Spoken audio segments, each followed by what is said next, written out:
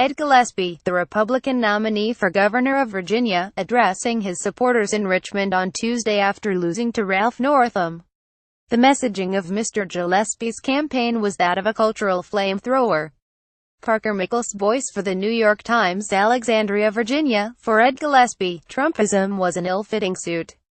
His resume was pure establishment: National Republican Party chairman, counselor to President George W. Bush, well-connected K Street lobbyist. But the messaging of his campaign for governor of Virginia was that of a cultural flamethrower, emphasizing crimes by undocumented immigrants as well as monuments to Confederate heroes, and even suggesting that his opponent, a pediatric neurologist, supported childographers. As the Republican candidate, Mr. Gillespie tried to run in a very narrow lane by embracing some of the most divisive elements of President Trump's agenda while treating him like Voldemort and mostly refusing to utter his name. It was enough to motivate Mr. Trump's supporters in rural parts of the state, but fell far short in Northern Virginia, where the wealthy and well-educated voters who were once reliably Republican continued their march toward becoming solidly Democratic. Lessons from off-year elections can be overdrawn, but the Virginia race strongly suggests that Republicans running in swing states will have to choose a side rather than try to straddle an uncomfortable line. Mr. Trump's blunt force, all-or-nothing approach has worked in deeply conservative areas, but Republicans will have trouble replicating that in certain states in the midterms next year when faced with a diverse, highly educated electorate like the one in Virginia. We now know what a lot of us in the party already knew: the Trump message is a big loser in swing states and he hurts the GOP far more than helps in those states, Mike Murphy, a Republican strategist and critic of the president, said in an email. Suburban voters don't like Trump and his antics energize Democrats. The myth of Trump electoral power will now start to melt. A wildly unpopular president is a big political problem for the GOP in swing states. Another prominent Republican aligned with conservatives called the results, including a number of legislative races, a clear repudiation of the party. Mr. Northam celebrating his election victory on Tuesday night in Fairfax, VA. Gabriella Demchik for the New York Times. The outcome also showed that women were highly motivated to vote for the Democratic nominee, Lt. Gov. Ralph Northam, and other Democrats, including several female candidates running in Northern Virginia who defeated incumbent Republicans in state General Assembly races. The prominence of female candidates and the energy behind them here is something that the party will try to repeat in other states. I usually resist the temptation to nationalize these races in Virginia, but Trump has been an overbearing presence in this election, and Ed Gillespie chose to run a campaign modeled after the kind of campaign Trump ran last year, said Mark J. Rosell, dean of the Schar School of Policy and Government at George Mason University. This was the first big test in the Trump era of the appeal of Trump-style politics at the state level. The president injected himself in this campaign, so he owns some of it. Indeed, the president suggested that Mr. Gillespie's biggest problem was not embracing him enough. Ed Gillespie worked hard but did not embrace me or what I stand for, Mr. Trump said on Twitter Tuesday night. Ed Gillespie worked hard but did not embrace me or what I stand for.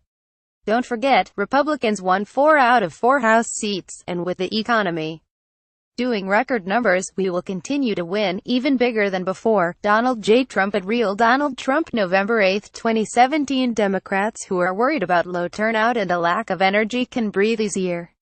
The profile of the electorate in Virginia, where Democrats have started to dominate the counties across the Potomac from Washington, was heavily in their favor, and that advantage has been steadily growing with an influx of immigrants who are repelled by Mr. Gillespie's message, and by a durable foundation of black voters. In that sense, the pressure for Mr. Northam and the Democrats to win masked the frictions in the party between his more centrist posture and some liberals who criticized his campaign and refused to endorse him.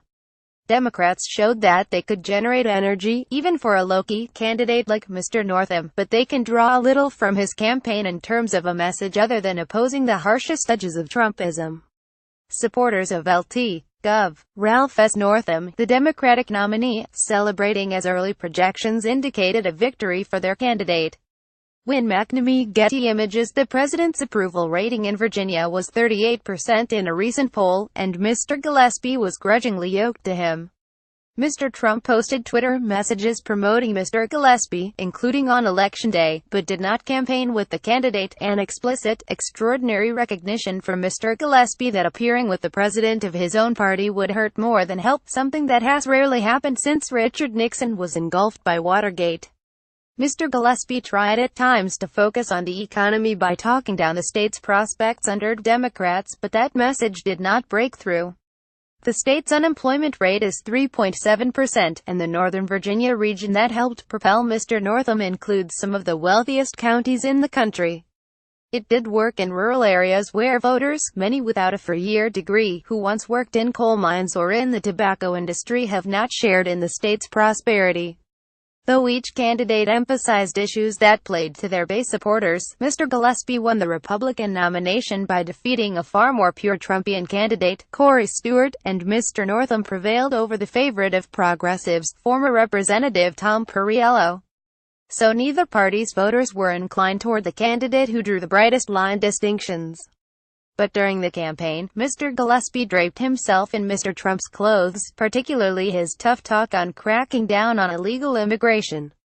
As a national party leader, Mr. Gillespie had been known for his efforts to expand the Republican tent and find a way to connect with immigrant voters, particularly Hispanics. I think Ed Gillespie did everything he thought he needed to do to fire up the Trump base, and if the Democrats are fired up and feel united around a cause, whether a good policy or the politics of Donald Trump and others as too anti-women, the Trump coalition is not big enough, said Steve Jarding, a lecturer at the Harvard Kennedy School of Government and a Democratic campaign consultant. Democrats needed a victory in Virginia more than Republicans did. Mr. Northam pointed to at least one way. His election showed the limits of Trumpism, and now Republicans will have a choice about how clearly to embrace it. A version of this news analysis appears in print on November 8, 2017, on page 18 of the New York edition with the headline "Trumpism without Trump became a losing formula in Virginia."